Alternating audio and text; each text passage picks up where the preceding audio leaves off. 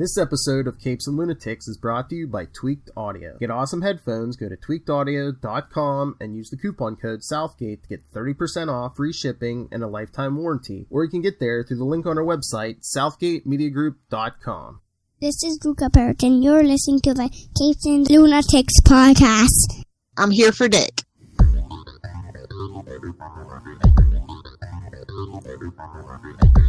Hello and welcome back to another week of the Nightwing news. I am Phil. Joining me as always is... Hi, I'm Kristen. And once again, with no new comics coming, we got some classic ones for you, but that's alright. Well, we have one issue and then we'll do a little discussion around it, but... Issue and a smidgen. We're smacking 90s, people. It's NIghtEnd. Ta-da! Yes, the big. Let the 90s hit you in the face. That big 90s multi-part finale to Knightfall. Which, if you want to hear all Knightfall, go check out Before the Bat. Wasn't there a third part? There's Knightfall, Night Quest, and then NIghtEnd. NIghtEnd, okay. And Night Quest was two parts. It was the Crusade, which was Jean Paul Valley as Batman, and then the search for Bruce Wayne first he was looking for Robin's dad and his doctor, Sandra Kinsolving. Oh, okay, So, alright, so we'll get into this. Alright. So I think everyone knows the big plot of Knightfall where, Bane was the new kid on the block and first he frees everyone in Arkham, so Batman, already in the middle of like a physical and nervous breakdown, is like trying to reincarcerate everyone, and until finally, once he figures Batman is exhausted enough, Bane shows up at the mansion and just they fight, and it goes back down to the Batcave, and Bane breaks Batman's back, and so it was like a issue or two later, when Bruce is in bed all broken, and Tim says, well, it's chaos out there. What do you want me to do? Do you want me to go to Dick Grayson, to fill in? And he says, no, Dick's his own man with his own stuff now. And he's like, well, you know who the only other choice is, right? Jean Paul Valley, former assassin. Yeah, I mean, had John Paul Valley really been that well established in the comics before that? No, or was he kind of new? He was they did a mini-series sort of Azrael, and then like they had him just like training with Robin, like throughout like the Bat books for like that year. Yeah, he hasn't been around that long. Right, yeah. So Jean Paul Valley takes over for Bruce, and starts getting more and more violent, and Bruce is out of town, but eventually comes back and tries to take right as he's leaving in Batman 500. It's like 3 pages, I think. Tim's standing outside all stewing because Jean Paul doesn't want to work with him, and Dick shows up. Yeah, and Nightwing. Yep, Nightwing drops down from the tree. Because he's like, oh, I'll let Bruce and Alfred tell me about it. And Tim's like, they're not here. And he's like, but Batman's, in the news. He's like, yes, but no, he's still in a wheelchair. Yeah, and he said he learned about it from Oracle. Yeah, and then this is kind of... I've read stories that they had it be John Paul Valley because so many people were like, Batman should be crazier and more violent. So they kind of gave them what they wanted, and then so that people would realize, oh, you're right, I was wrong. This isn't what I want. Well, I think they wanted like drama. It's like, oh, he's all brutal and violent, and Bruce has to come back and take the mantle. If it was, we saw what happened in Prodigal. Dick respects the suit. Right. Dick would have, brought everything back to normal. Right, but yeah, it's kind of weak-y when he's, he didn't ask me, would you have accepted if he needed me? All right, but would you have wanted to? No. And you knew that. And actually, funnily enough, in this one that you had me read, someone wrote in to the letter column and said, I don't buy what Bruce said in Batman 498, that Dick is his own man and should not be called upon to help Bruce in his hour of need. Are you crazy? Dick would do anything for Bruce. He would die for Bruce. Oh, I know that Dick stated in Batman 500 he would not want to replace Batman, but I don't buy that either. Surely he realized it would only be temporary, and in today's world we seldom get what we want. Everyone knows this. Dick should have insisted that he, not Azrael, take over as Batman. He might not have 100% wanted to, but it was something that needed to be done. Regardless of personal opinions. Investing Valley with the travel of the mantle of the Bat is nothing short of a travesty. Good letter from a dude in Australia. Oh, nice. You know, the other thing that's so 90s about this stuff is everyone is huge. I mean, that's not... But it was like Tim was introduced and he was 13, and now Tim looks like he's 25. What, in this issue by Detective 677? No, in 500. Oh, in 500. He just looks suddenly like so grown up and muscled. I mean, like, look at him in that one. Yeah, I don't know if that's is that a Jim Aparo? God rest his soul. Yeah, I don't know how well he was with like teenagers. It just strikes me as interesting, and it feels like a very 90s thing. Because some of the 90s comics, like when Dick has his short little miniseries where he wears that ridiculous polka dotted shirt, he's so big and bulky too. Everybody looks really big and grown up. Oh yeah, that's just interesting. But yeah, Tim in some of these pictures, mostly in that one that I showed you.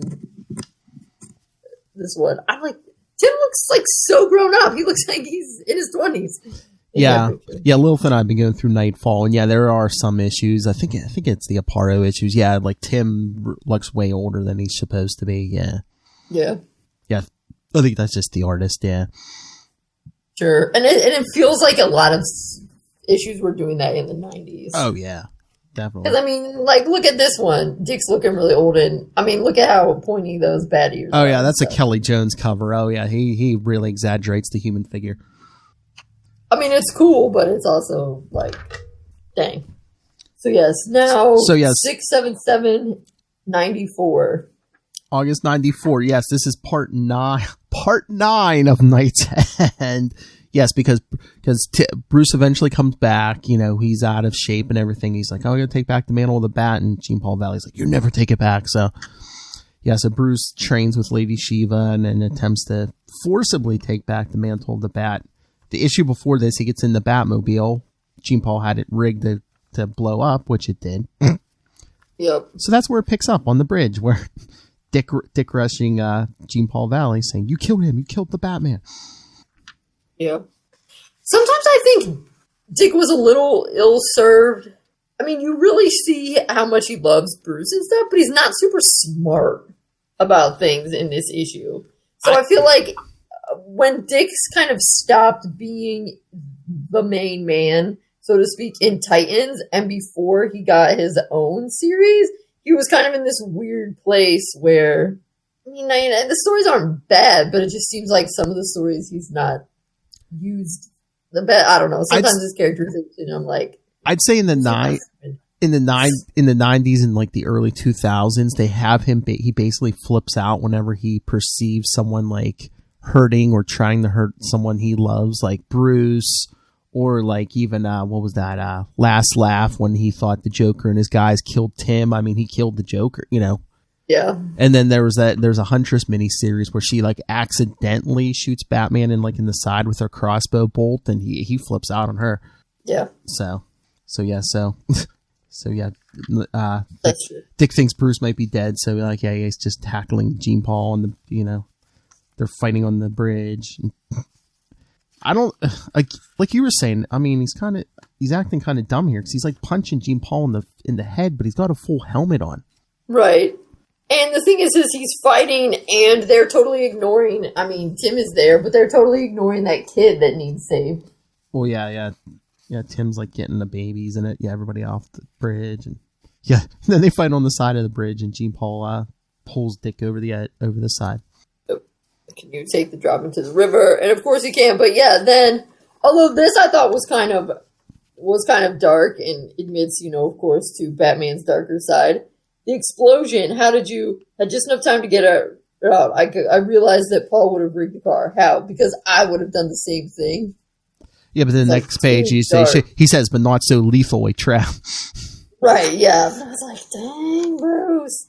It's pretty intense. I do like that art, though, of Batman there, like coming out of the flames. Yeah, no, it's pretty cool, yeah.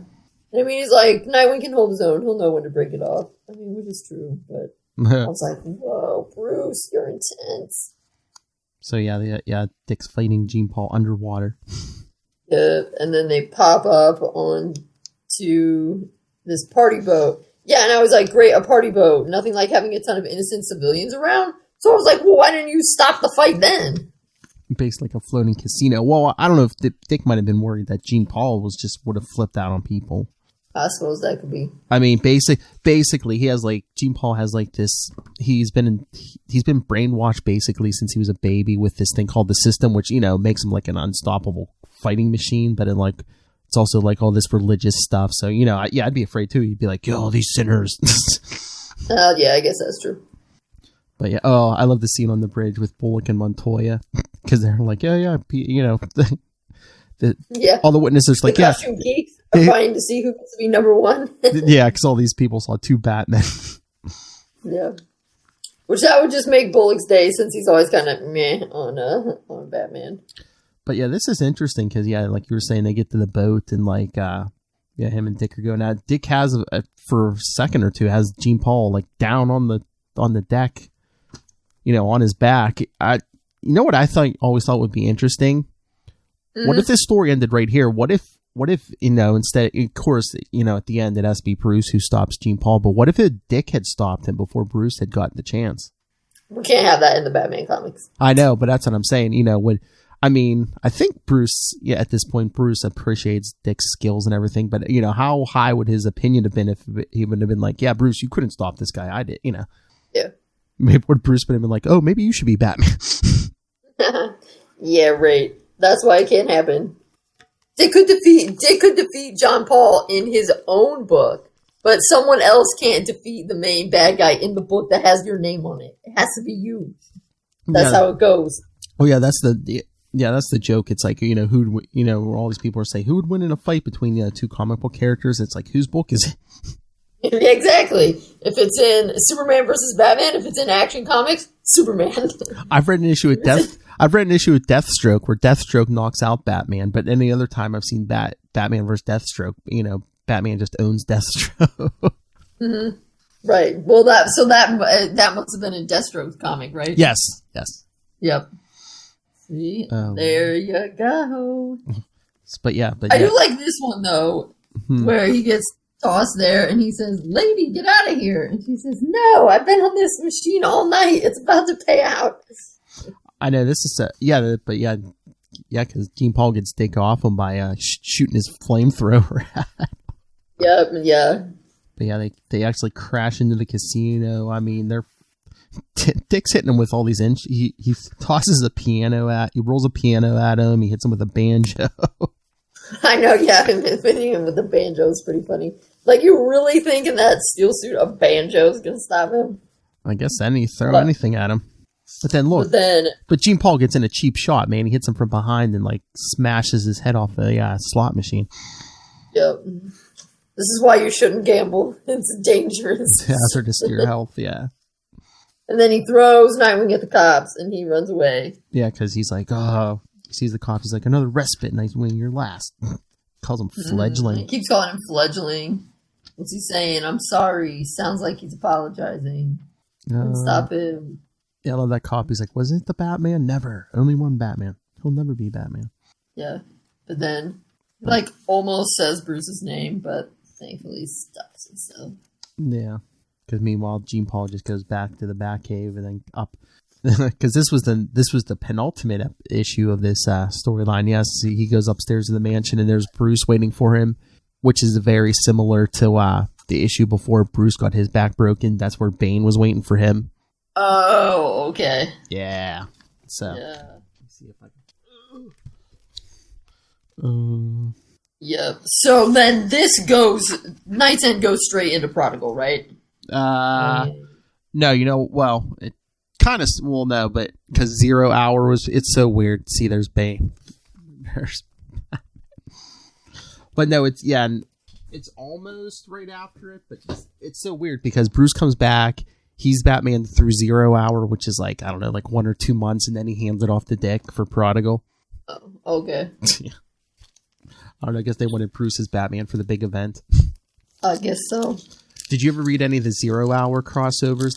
They were interesting because there's like all kinds of like different timelines like mixing in and stuff. And I think I've read the Robin one. oh yeah, well, and then isn't the Robin number 10 that we read earlier? Yes. Isn't that a 0 Hour crossover? Okay, yeah. Like there's all kinds of weird stuff. Like we read the one where we teamed up with young Dick Grayson. No, in the Batman one, it was like a timeline where, like, in The Killing Joke, the Joker killed Commissioner Gordon, but he didn't paralyze Barbara, so there was a Batgirl running around. And then I think, what was it, Shadow of the Bat? They had short, chubby Alfred running around. Okay, yeah, because they say something out here. And they over in Batman, 0 Hour begins. Yes. Batgirl's back. And then in the Detective, time is falling apart as Batman is startled to discover his parents alive, but their son is dead. I think that might be my favorite one, is the detective one. Yeah. Like he comes up into the mansion and like he sees like cops there with his parents, and it's like a timeline where he got killed that night instead of his parents. So it's so funny. He goes into the city and he's like, before I had to wait years to get vengeance, but so he's like, this time the vengeance is swift because he's going after the guy on the same night. Dang. Well, that's when 0 Hour changed it, so Joe Chill wasn't the one who killed his parents, because, he finds out, he's like, who killed the kid? And he finds out Joe Chill was like high the whole night and wasn't out that night. So he's like, maybe I never did catch the killer of my parents. Doesn't matter. Because he's like, I'm out there every night. They always switch that. Every crisis, it seems like they change that. It's like, okay, it was Joe Chill. Now he doesn't know who it is. Then it was Joe Chill. Then he doesn't know. Make up your minds. I don't know. I kind of like it when he doesn't know who killed his parents, because it's like when you know who it is and he catches them, there's like almost like, hey, mission accomplished. It's like, you can kind of rest now, but it's like if you don't know, it's like the lifelong mission kind of makes more sense, I suppose, but I mean, the thing is, Dick knows who killed his parents, and he catches them, and he keeps going. So then also there's a sense of, like, Bruce starts out for this revenge portion, but then he starts to do it for sort of better reasons too. He isn't just getting revenge. And for Bruce's, I like it that there isn't a face to it. It's more like, oh, crime killed my parents, so it's like I'm going to wage war on crime for the rest of my life. That's true. Which also makes sense even when it's Joe Chill, because Joe Chill's like a nobody. I know, exactly. Like, it wasn't some great. Yeah, that's why it kind of weirds me out when sometimes they make the Wayne's death part of some grand conspiracy theory. Oh yeah, I don't like. Like Court of Owls or something, or yeah. No. What was it? I think it was pre-crisis. Like, Joe Chill finds out, like, he finds out, Bruce Wayne's Batman. I created the Batman by killing the Waynes, and then like he goes and tells like his crew or something. Oh, I created the Batman by killing his parents, and they just like shoot him dead or something. Yeah, before he gets a chance, and then after they're like, "You did it," and they kill him, and then they're like, "Oh man, we should have asked him who Batman was before we killed him." Like, yes, you should have. But yeah, that's why they're criminals and not Rhodes Scholars, because they didn't think of that. Exactly. But yeah, this is. I mean, this was like a big battle issue, basically. But I mean, it does get into the themes of like Bruce and Dick, because it's like for a second, Dick thinks Bruce is dead, so he flips out on Jean Paul and. Right, which is why it's kind of contrived, but it makes more sense if you just realize they're making excuses in the comics, because really they did this to do something else. Yeah. Because yes, even if Dick didn't really want to be Batman, of course he would do it for Bruce. I mean, he thinks Bruce is dead and he flies off the handle and wants to, make John Paul pay. So of course, if Bruce had said, "Hey Dick, this weird guy named Bane broke my back. Could you come and help me and Tim out for a while?" He'd be like, "Yeah, of course." And if nothing else, he would be like, I'll fill in for a couple weeks or a couple months until we figure out, what's going on, Right, yeah, because, I mean, obviously, they would bill it as temporary anyway. Oh, yeah. I mean, that's what he was billing as it with John Paul, is temporary, and then John Paul got heirs and was thinking he was better. But yeah, in the I forget what part it is, but in the first few parts of this NightSend, that's when they brought Dick back into the Bat books. That's he like shows up and Bruce and Tim are planning their moves against Jean Paul, and he's like, "Oh, I called another ally." And that's when you have like Nightwing swinging.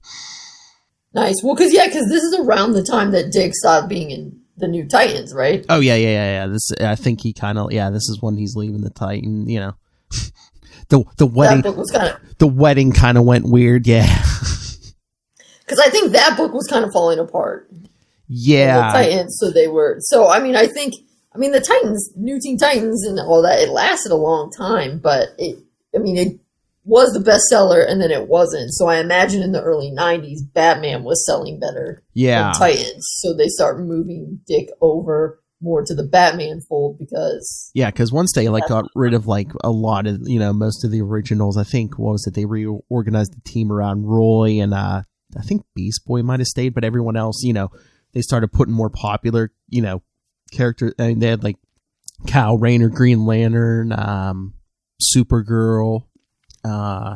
was Donna in? Oh wait, was Donna in? Oh yeah, I think Donna might have been in there because I think it's when her and Kyle started dating. Yeah, but Corey leaves the Titans too, and I don't even know if she went into another book. I think she go back to her planet for a while or something. I think because I don't think all that classic original team reorganized until Devin Grayson brought till that Devin Grayson series. Yeah. Yeah, I don't because I think it was around 90. Was it 95? It was either 95 or 96. Dan Jurgens did a Teen Titans book, but it was all original new characters. Yeah. They kind of kept the book going for a while. Yeah, with Teen Titans and there's But it wasn't a class. Stuff happened because didn't Donna die again, and Wally had to create her from his memories and stuff. That might have been. I don't know. That was right at the beginning of Titans. That might have been right before, right in the something had to have happened to her in between. But anyway, it's a good prelude to Dick taking over as Batman for real. Although that's right. We read Prodigal before, and it's interesting having Dick as Batman because Dick is being Batman, but Dick doesn't have any books of his own. So yes.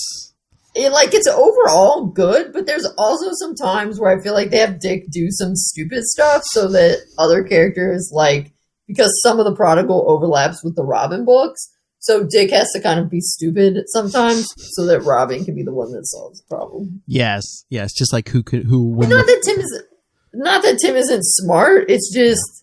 Well, I don't know. We've had this discussion. It seems like, Dick used to be very bright, but sometimes now it seems like they dumb him down to show how smart Tim is. At least when they're both in the same room. Yeah.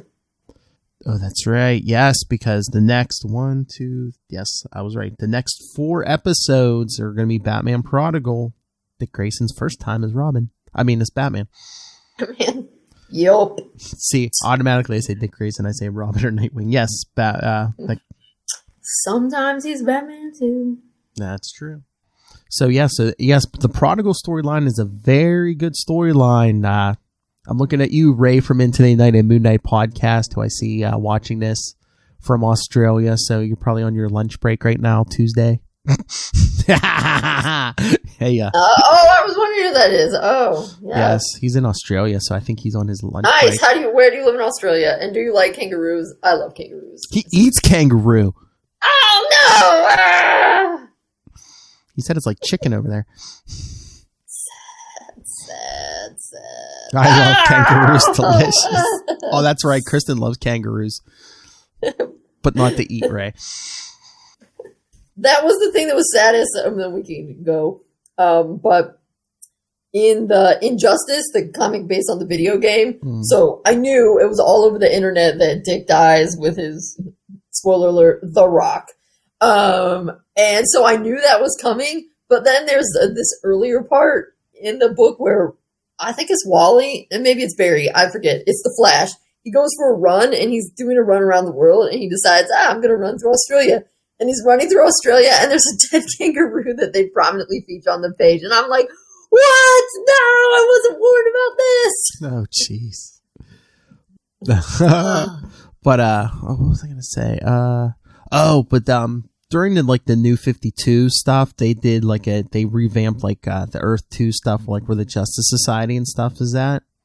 And there's some, Batman, Superman, and Wonder Woman, all die in the first issue.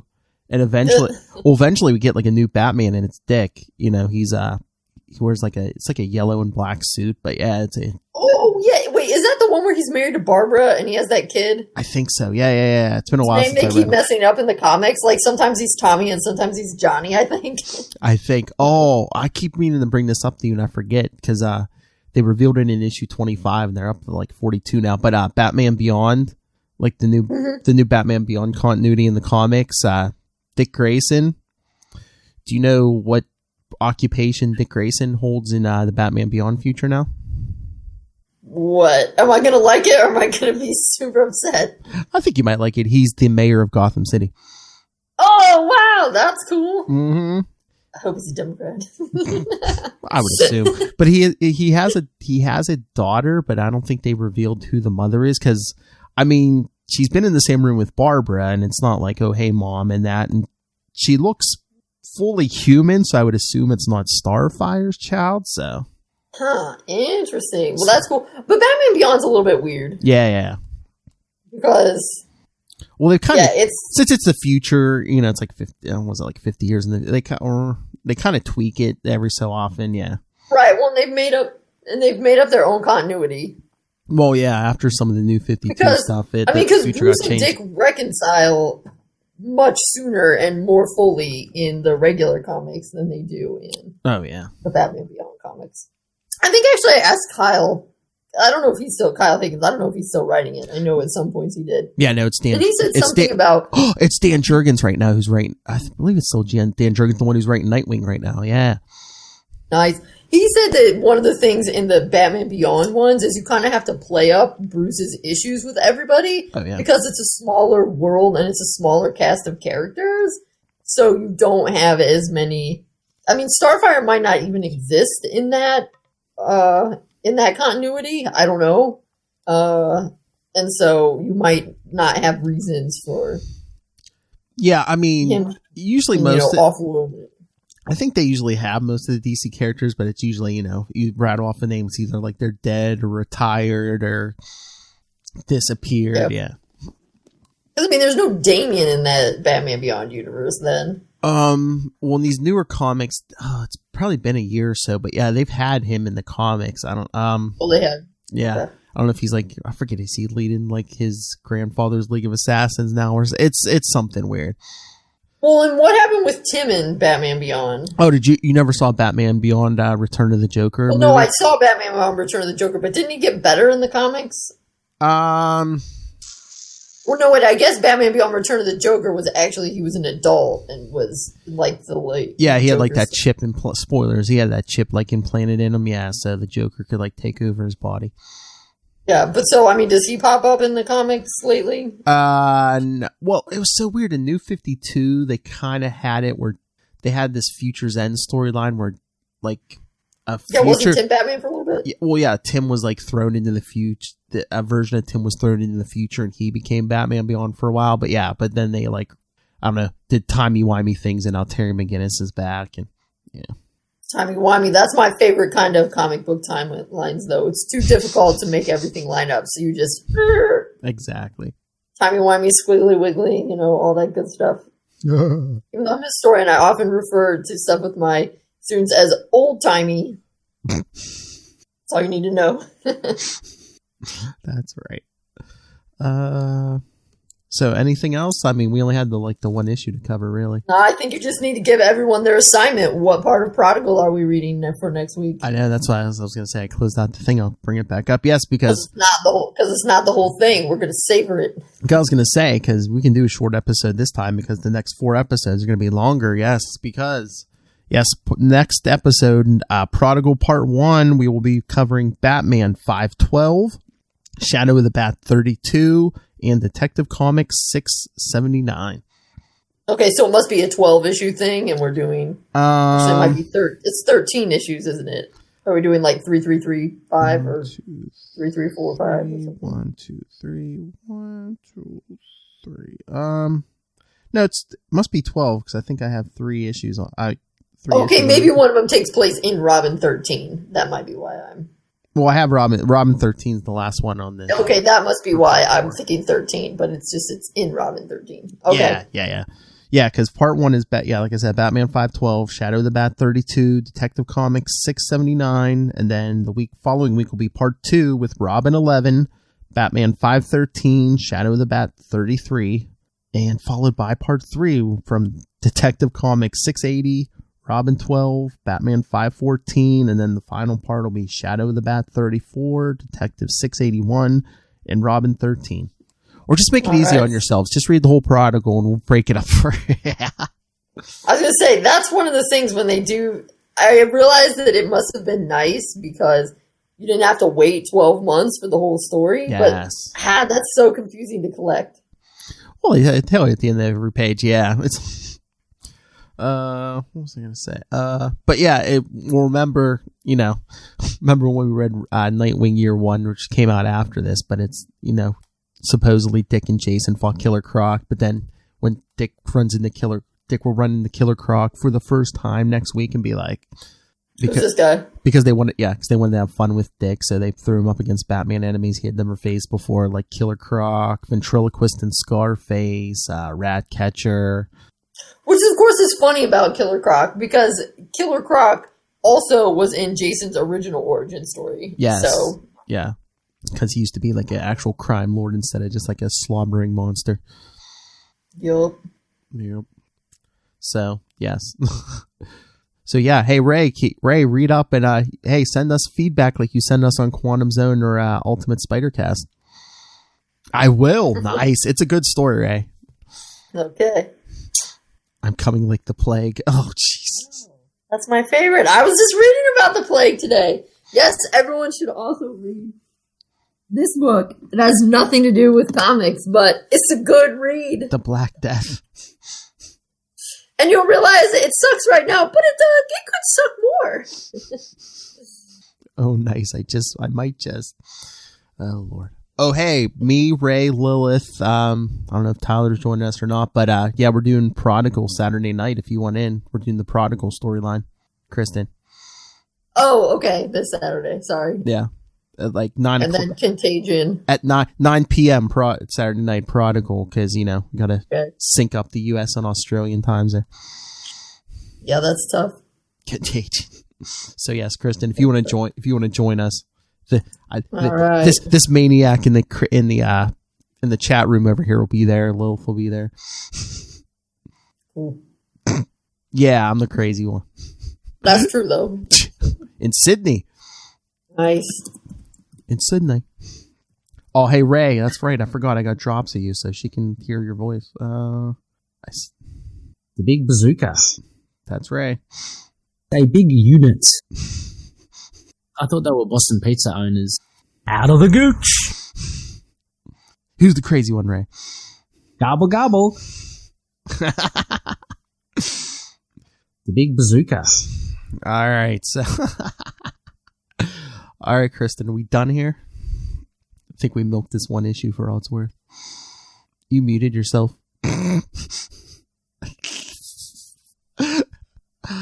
all right. I was going to say, okay. All right, everyone. I don't know if Kristen will be able to unmute herself, but you don't have to. Oh, there. Okay, got it. Get back to work, Ray. He's in the future. It's Tuesday there. All right. So, Ray and everyone else, send us your thoughts on the upcoming Prodigal, the big next 4 episodes. Email us, capesandlunatics@gmail.com.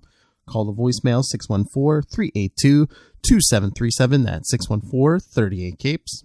And remember to follow Nightwing News on Facebook, on Twitter, everywhere. Find everything all in one convenient place. That's Linktree, linktr.ee/capesandlunatics. And remember to support the sponsors, Tweaked Audio, Hunt a Killer, Podlife the book, now in digital and paperback. And when you're buying that, go on Amazon and buy Dick Grayson Boy Wonder. Yes, because hey, you have no excuse. We're in the middle of a new Black Plague, so yeah, go get yourself some reading material, especially since there's no new comics. So yes, and when you buy all of that, you could bask in the glory of old comics. That's right, and get yourself some knowledge before these new comics come out again. All right, when you buy all that, use the Amazon link for Southgate Media Group right down there in the show notes. Help us bring you such fine quality products as the Nightwing News, and send some money to Rob Southgate. Go back and look at my history, and you will find out I am right so much more often than I'm wrong. That's right. Revenge is sweet, isn't it, Rob? All right. So, and I know you won't plug anything. We already did. We're good. All you plugged this episode was the Black Plague. That's all. Yeah. Check it out. Oh, look at this fancy, shiny Black Death. All right, so yes, do your homework. Next week, Prodigal Part 1, Batman 512, Shadow of the Bat 32, and Detective Comics 679. So I think we get, Killer Croc, get 32 Ventriloquist and Scarface, and then Ratcatcher. So I think we get all those guys early, because then you get jumping to that Two-Face stuff. Yeah, I know the Ratcatcher is pretty early. Yeah, I think he's in that first detective run, so. Because he's totally a weak villain. I mean, Ratcatcher, for real? Yeah, no, he doesn't have any special skills except he can call rats, yeah. All right, everyone. Got your homework. Come back next time. Same wing time. Same wing channel. Nightwing News. Keep flying, Grayson.